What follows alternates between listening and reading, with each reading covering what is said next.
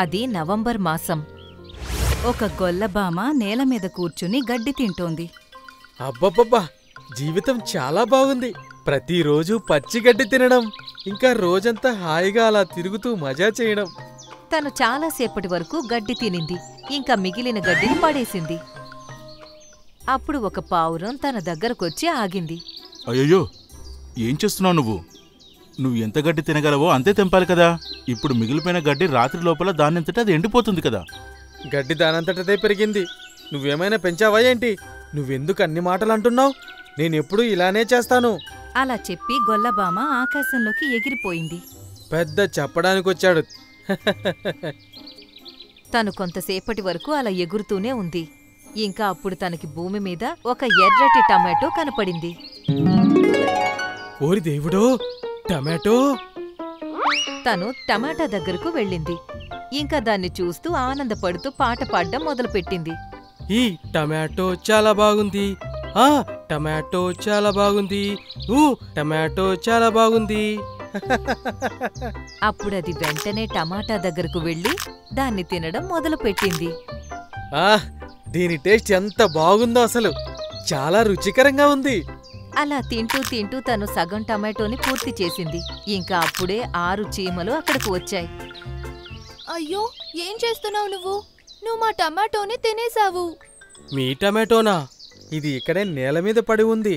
అయ్యో, అలా కాదు అన్నా. ఈ టమాటోని ఇక్కడికి నేను తీసుకొచ్చాను. అప్పుడే నా కాలికి దెబ్బ తగిలింది. అప్పుడు మేము దాన్ని ఎత్తలేకపోయాము. అందుకే నేను ఇంకో 2 స్నేహితుల్ని తీసుకురావడానికి వెళ్ళాను. మేమిక్కడికి వచ్చేలోపు నువ్వు దీన్ని మొత్తం తినేశావు. అయ్యయ్యో, నన్ను క్షమించు. సగం నేను తినేశాను. ఇంకా ఈ మిగిలిన సగాన్ని నేను మీ ఇంటి వరకు తీసుకొస్తాను. ఈ టమాటోని మేము ఈరోజు తినడానికి తీసుకెళ్లట్లేదు. చలికాలం వస్తుంది కదా. ఇంకా చలికాలంలో మేము ఆహారం కోసం వెతికినా ఎక్కడా దొరకదు. అందుకే మేము ఇప్పటి నుంచి ఆహారాన్ని నిలువపరుచుకుంటున్నాము. ఒకవేళ మేము తినేసిన టమాటోని తీసుకువెళ్ళినా కూడా ఇది రాత్రిలోపే పాడైపోతుంది. ఇది మాకు దేనికి పనికిరాదు. ఏమన్నావ్? చలికాలం కోసం ఇప్పటి నుంచేనా? అవును, మేము చలికాలం కోసం ఆహారాన్ని నిలువపరుచుకుంటున్నాం. ఎందుకంటే అంత చలిగాలుల్లో గత ఏడాది ఎన్నో జంతువులు చచ్చిపోయాయి. సరే, నువ్వు నన్ను టమాటో చెట్టు దగ్గరికి తీసుకెళ్ళు. ఈ ఒక్కదానికి బదులు 2 టమాటోలు మీ ఇంటి దగ్గరికి తీసుకొస్తాను. అది విని చీమలు సంతోషించాయి. ఇంకా గొల్లబామ అన్నింటితో పాటు టమాటో చెట్టు దగ్గరకు వచ్చింది. తను ఒక్క దెబ్బ వేసి 2 టమాటోలను నేల మీద పడేసింది. చూడండి, నేను ఒక్కడనే దీన్ని ఎలా ఎత్తుతానో. గొల్లబామ ఆ టమాటోని ఎత్తడానికి ప్రయత్నించింది. కాని టమాటో చాలా బరువుగా ఉంది. అయ్యో, ఇది చాలా బరువుగా ఉంది. ఇప్పుడు ఈ రెండింటిని మీ ఇంటికి నేను ఎలా తీసుకురావాలి? ఇది విని చీమలు వాటి నోళ్లను వెళ్లబెట్టాయి. అప్పుడే గొల్లబామకి ఒక ఆలోచన వచ్చింది. నేను వాటిని ఎత్తలేనేమో, కానీ దాన్ని తోసుకుంటూ నేను ఎక్కడికైనా తీసుకెళ్లగలను. అలా చెప్పి గొల్లబామ గాల్లోకి ఎగిరింది. తను టమాటోని 2 చేతులతో నెట్టడం మొదలుపెట్టింది. ఇంకా టమాటో ముందుకు వెళుతూ ఉంది. ఇది చాలా మంచి ఆలోచన. ఇంకా గొల్లబామ తన చేతులతో ఆ టమాటోని నెట్టుకుంటూ చీమల పుట్ట దగ్గరకు తీసుకొచ్చింది. రెండోది కూడా తీసుకొస్తాను, మీరిక్కడే ఉండండి. తను మళ్లీ గాల్లోకి ఎగిరింది. ఇంకా 2వ టమాటోను కూడా అదే విధంగా వాటి పుట్ట దగ్గరకు తీసుకొచ్చింది. ధన్యవాదాలు అన్నా. అప్పుడు చీమల రాణి ఇలా అంది. అన్నయ్య, మీకైతే ఈ పని చాలా సులువు. నువ్వు కూడా చలికాలం కోసం ఇప్పటి నుంచి ఆహారాన్ని జమ చేసుకోవడం మంచిది. ఈసారి చాలా మంచు కురిసే సూచనలున్నాయి.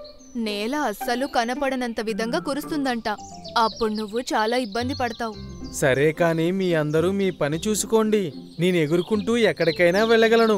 ఇక్కడ కాకపోతే వేరే ప్రదేశానికి నేనే నా ఆహారాన్ని సంపాదించుకుంటానులే. అలా చెప్పి ఆ గొల్లబామ అక్కడ్నుంచి ఎగిరిపోయింది. కొన్ని రోజుల్లోనే చీమలన్నీ చాలా ఆహారాన్ని భద్రపరిచాయి. అవన్నీ వాటి పుట్టలో కూర్చున్నాయి. అప్పుడే కొన్ని చీమలు అక్కడికి వచ్చాయి.